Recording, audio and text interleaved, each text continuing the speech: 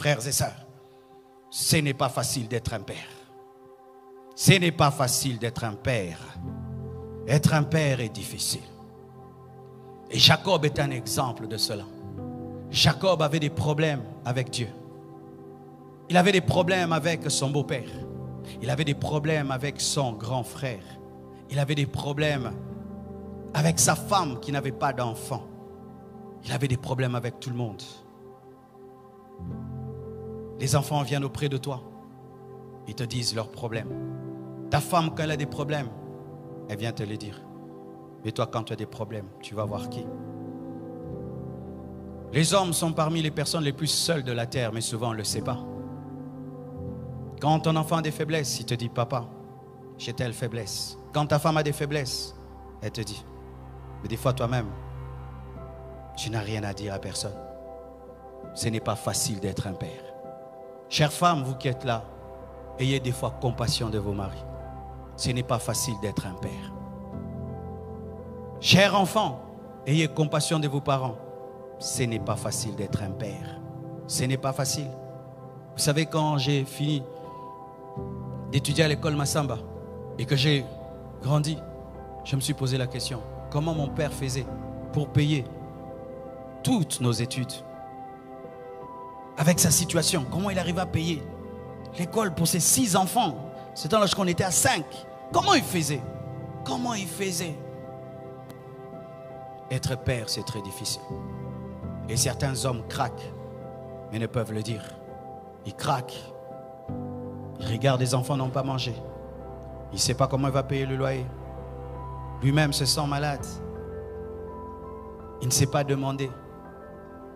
Et sa femme lui demande. Les enfants demandent. Certains même, il sort, il se promène, il ne veut pas rentrer à la maison. Parce que qu'est-ce qu'il va donner? Qu'est-ce qu'il va ramener? Et tu vois un père sur la route en train de parler lui-même, de parler. C'est rare de trouver une maman qui parle. Ce n'est pas facile d'être un père. Ce n'est pas facile. Tu t'occupes de tout le monde, mais personne ne s'occupe de toi. Et des fois même, quand on tombe sur une femme qui est tellement dure, elle est tout le temps en mode, tu es le mari, tu dois. Elle oublie que tu es un homme. C'est quand Jacob a dit, suis-je Dieu? Suis-je Dieu? Suis-je Dieu? Mon frère veut me tuer déjà. Laban veut me tuer. Dieu a des problèmes avec moi, il m'appelle Jacob. Suis-je Dieu? Et ses enfants, ils prennent l'enfant préféré, ils le vendent.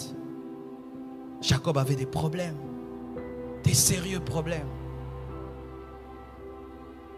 Ce n'est pas facile d'être un père. Aujourd'hui, en ayant compris cela, des fois, je me répands d'avoir été trop dur avec mon père. Trop dur. Je me répands.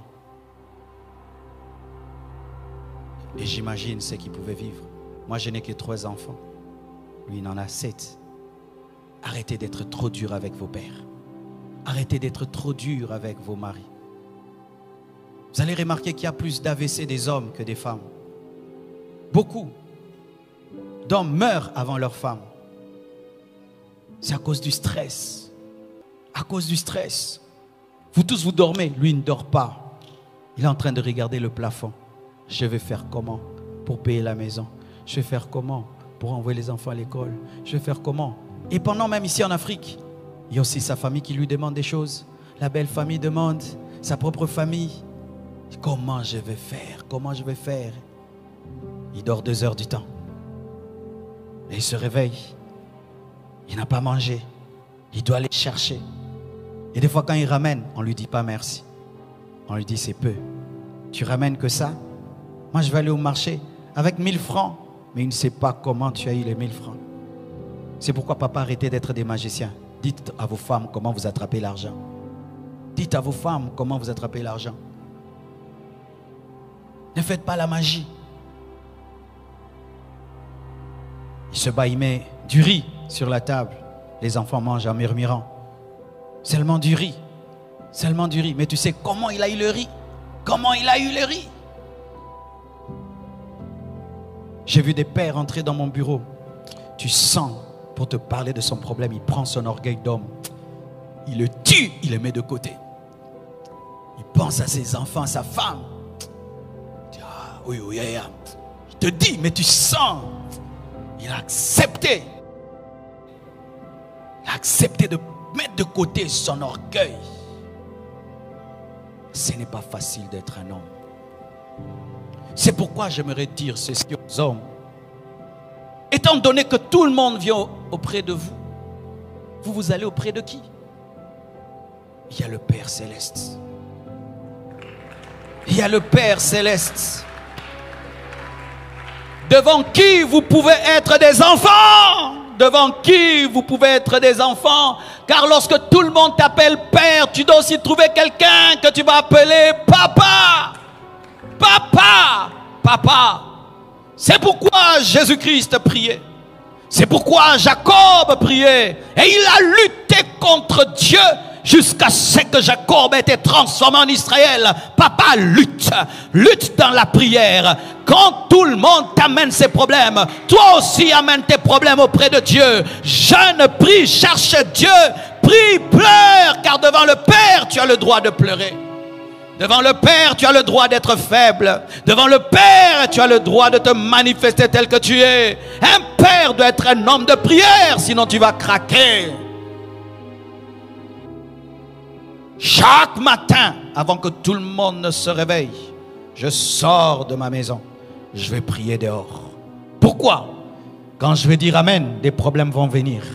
Alors je me tiens devant celui qui a toute solution. Avant que les problèmes ne viennent, je me tiens devant celui qui a toutes les solutions. Ne regarde pas ma veste. Quand je prie, je m'assieds par terre. Avant même de venir vous prêcher, je me suis assis par terre dans mon bureau, par terre comme une femme, les pieds écartés. Parlant à Dieu, par terre, je mets de côté mon honneur, mon pastorat. Qu'est-ce que c'est devant Dieu? Je m'assis par terre. Je lui parle comme une femme parle à son mari. Si tu ne fais pas ça, papa, tu vas craquer. Tout le monde serait heureux dans la maison, mais toi, tu n'es jamais heureux. C'est quand on voyait ces hommes qui ne rient plus. Ces papas qui ne rient plus. Il y a longtemps qu'il a ri. Papa, quelle est la dernière fois que tu as ri? Papa, quelle est la dernière fois que tu as eu un profond sommeil? Papa, quelle est la dernière fois que tu as été heureux? Papa, quelle est la dernière fois que tu t'es senti un enfant? Papa, quelle est la dernière fois?